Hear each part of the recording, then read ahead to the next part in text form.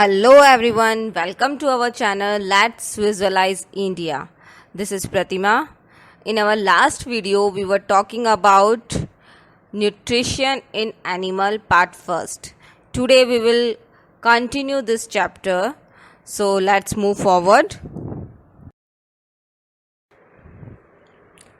Alright, तो आज का हमारा टॉपिक है इंटीरियर और अर्थ और इनसाइड अवर अर्थ. ओके, तो आप इस डायग्राम में क्या देख रहे हैं? इस पिक्चर में आपको दिखा रहे हैं जो सबसे ऊपर वाली जो लेयर है दैट इज़ क्रस्ट, और उसके बाद में जो हमारी सेकेंड लेयर है that is mantle, and then third है हमारी कोर, एंड फोर्थ है हमारी कोर.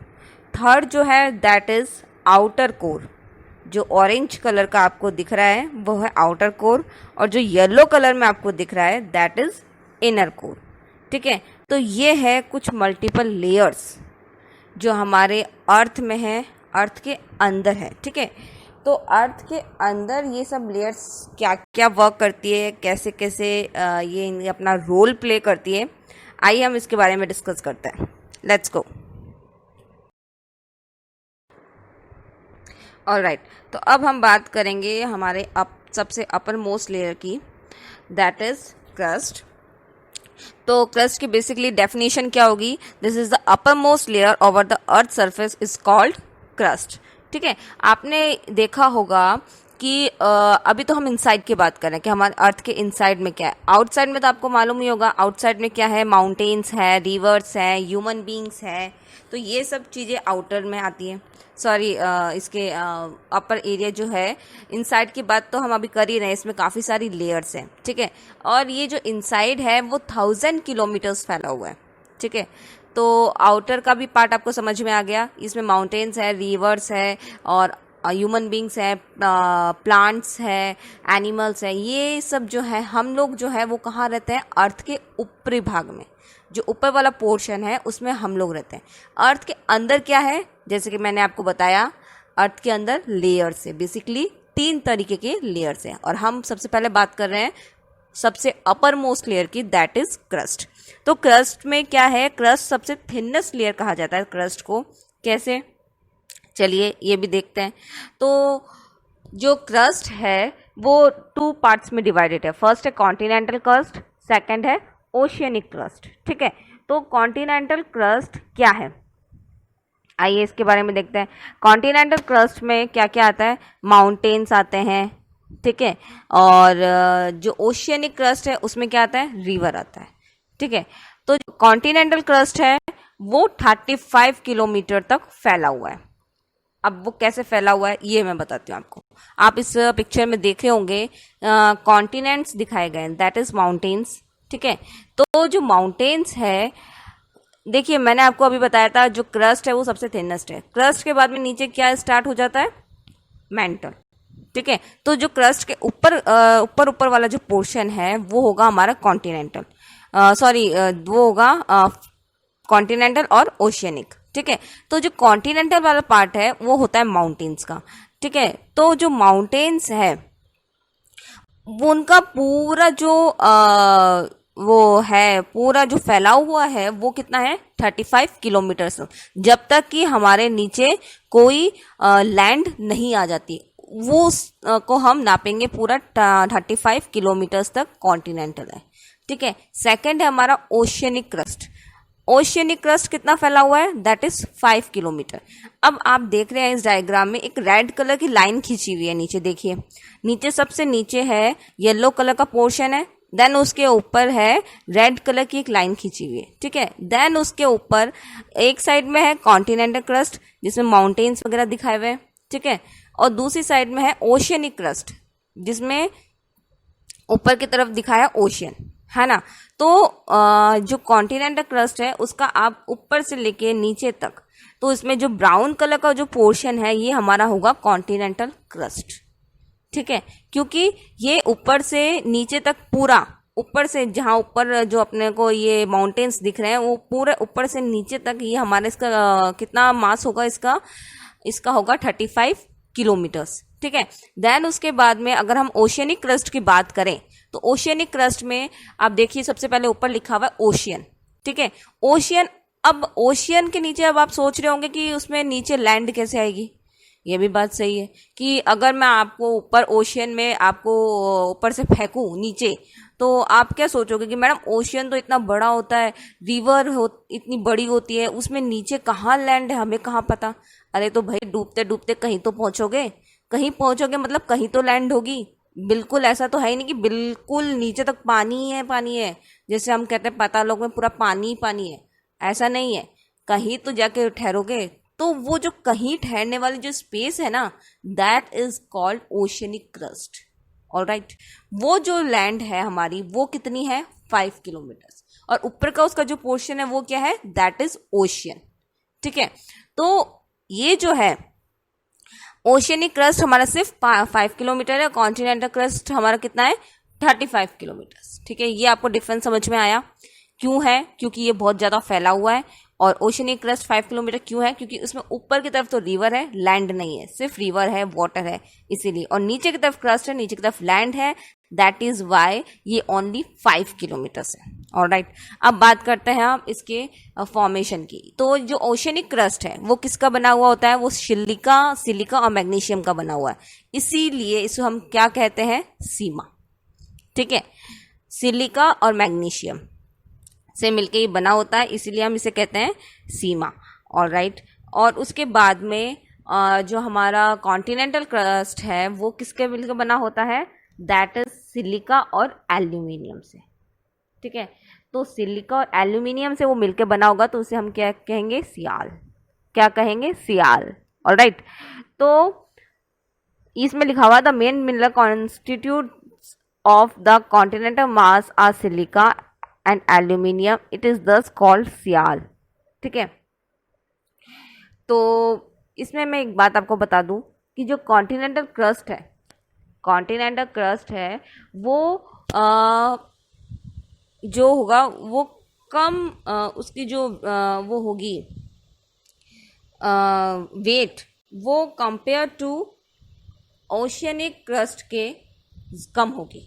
कैसे, क्योंकि जो ओशियनिक क्रस्ट है उस पे क्या है, उस पे कुछ दबाव है, किसका, ओशियन का, प्लस वो किसका मिलके बना होगा, ओशियनिक क्रस्ट मिलके बना है सिलिका और मैग्नीशियम के, जो कि दोनों की, मैग्नीशियम एक हैवी पदार्थ है, एक हैवी स्टोन जिसे कहेंगे रो है, तो वो दोनों ही भारी चीजें हैं जिससे मिलकर बना है हमारा ओशियनिक क्रस्ट।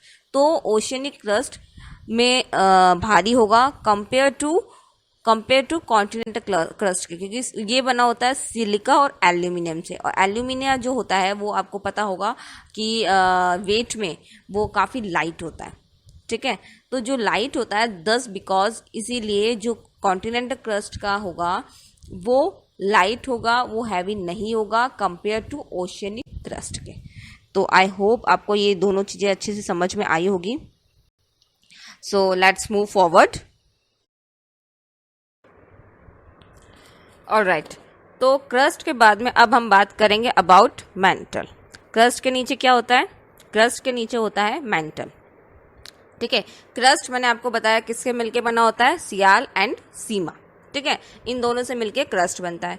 और अब बात करते हैं हम मेंटल की। तो मेंटल क्या है, this is just beneath the crust is the mental, जो बिल्कुल क्रस्ट के नीचे है दैट इज द मेंटल, जो कि कहाँ तक फैला हुआ है, 2900 kilometre below the crust. Crust के जस्ट 2900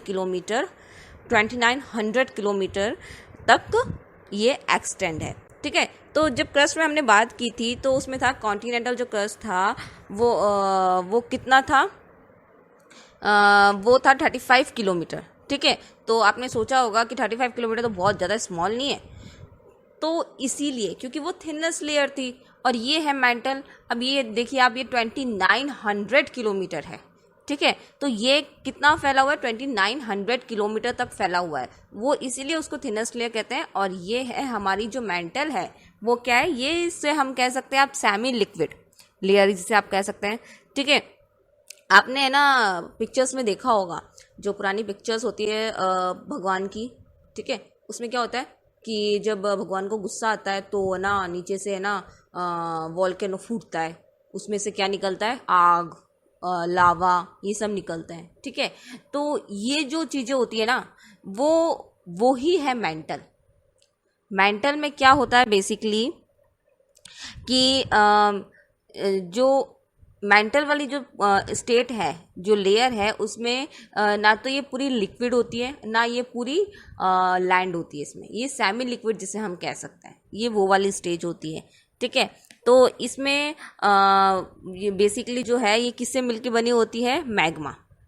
ठीक है, मेंटल में बेसिकली क्या होता है? मैग्मा होता है, और ये जो होती है मॉल्टन स्टेट में होती है, तो इसीलिए इसको हम क्या कहेंगे? मेंटल। ये आपको समझ में आया होगा। ये 2900 किलोमीटर तक फैली हुई होती है। क्रस्ट के बाद हम इसकी काउंटिंग स्टार्ट करेंगे। ठीक है, तो अब बढ़ते हैं नेक्स्ट हमारे लेयर की तरफ, दैट इज कोर। ऑलराइट, तो अब हम लास्ट हमारे लेयर की बात करेंगे, दैट इज कोर। कोर क्या है? कोर है सेंटर ऑफ द अर्थ। ये जो अर्थ है हमारे, उसके सबसे लास्ट की लेयर है, सबसे अंदर वाली लेयर है और सबसे बीच वाली लेयर है। इसको बेसिकली 2 पार्ट्स में डिवाइड किया है, that is outer core and inner core. ठीक है, तो इससे भी पहले हम बात करते हैं कोर के बारे में। तो जो कोर है उसका रेडियस कितना है? That is 3500 kilometre. ठीक है, अब रेडियस तो आपको पता ही होगा, रेडियस क्या होता है। देखो, सबसे ऊपर वाली जो लेयर होगी वो होगी क्रस्ट। ठीक है, देन उसके अंदर वाला जो पोर्शन है 2900 किलोमीटर का, दैट इज मेंटल। ठीक है, उसके बाद में जो अंदर वाली जो लेयर होती है, सबसे अंदर वाली, वो होती है कोर। ठीक है, तो जो कोर है वो आउटर कोर भी होती है और इनर कोर भी होता है। ठीक है, तो आउटर कोर तो होता है, वो होता है लिक्विड फॉर्म में, और जो इनर कोर होता है वो होता है सॉलिड फॉर्म में। ठीक है, तो जो आउटर कोर और इनर कोर के बीच का जो रेडियस है, जो हमारा रेडियस होगा, वो कितना होगा? वो होगा हमारा 3500 किलोमीटर का। ठीक है, और ये जो होता है ये बेसिकली किससे फॉर्म्ड होता है? दैट इज निकल एंड आयरन। ठीक है, आइए हम इसके बारे में आगे पढ़ेंगे। Let's move forward.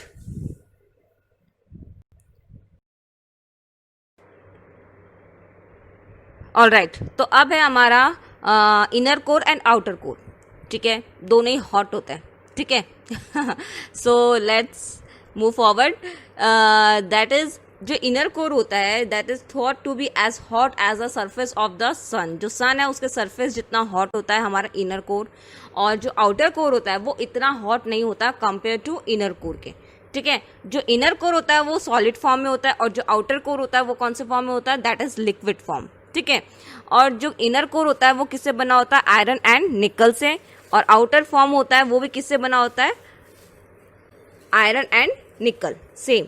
ठीक है, तो इसीलिए हम इसे क्या कहते हैं? इसीलिए हम इसे क्या कहते हैं? निफे।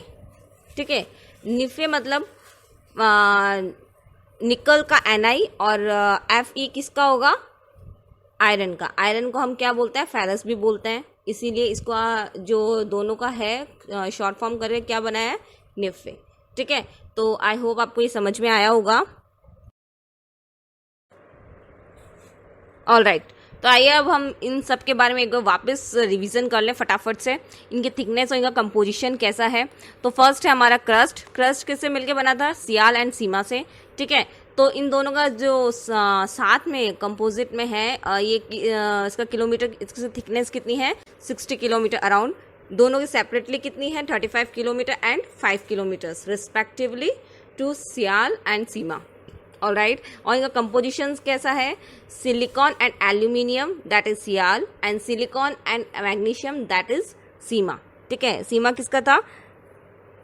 सियाल था हमारे ओशियनिक का, और सीमा था हमारे किसका था? कॉन्टिनेंटल का। राइट, ठीक है, तो ये हुआ हमारा इनका कॉम्पोजिशन। नेक्स्ट है मेंटल। मेंटल जो है वो उसकी थिकनेस कितनी है? 60 to 2900 किलोमीटर। ठीक है, और ये किसका कंपोजिशन क्या है? जिसका है सिलिकॉन एंड मैग्नीशियम। ठीक है, और उसके बाद में है हमारा थर्ड है लास्ट कोर। कोर किसके मिलके बना होता है? Inner core and outer core. तो थर्ड है हमारा कोर। कोर किससे मिलके बना? Inner core and outer core, that is nife. ठीक है, तो ये इसकी थिकनेस कितनी है? 2900 to 6, 3, 7, 8 kilometer respectively. First at 2900 kilometer to 5150 kilometer, that is outer core, and 5150 kilometer to 6378 kilometer, that is inner core. ठीक है, इसका कंपोजिशन क्या है? निकल एंड आयरन. ऑलराइट, तो ये हुई हमारी तीनों लेयर्स की बात. अब हम बढ़ते हैं आगे. ऑलराइट, तो एट द एंड आज हमने डिस्कस किया about the inside of the earth. That are 3 layers interior in the our earth. First one is crust, second one is mantle, third one is core. ठीक है, तो I hope आपको ये तीनों चीज़ें अच्छे से क्लियर हुई होगी. और इससे रिलेटेड आपकी कोई भी क्वेरीज है, कोई भी कमेंट्स है, तो प्लीज़ हमारे कमेंट सेक्शन में ज़रूर से कमेंट करें. और अगर आपने हमारे चैनल को स्टिल अभी तक लाइक नहीं किया है तो प्लीज़ इसे सब्सक्राइब करना ना भूलें. और भी आपके कोई सजेशंस हैं तो प्लीज़ हमारे कमेंट बॉक्स में ज़रूर से डालें. और मिलते हैं हम नेक्स्ट वीडियो में. नेक्स्ट वीडियो में हम टॉपिक लेंगे रो एंड मिनरल्स का. ठीक है, रॉक्स एंड मिनरल्स का हमारा टॉपिक रहेगा हमारे नेक्स्ट वीडियो में. तो तब तक के लिए टेक केयर, गुड बाय.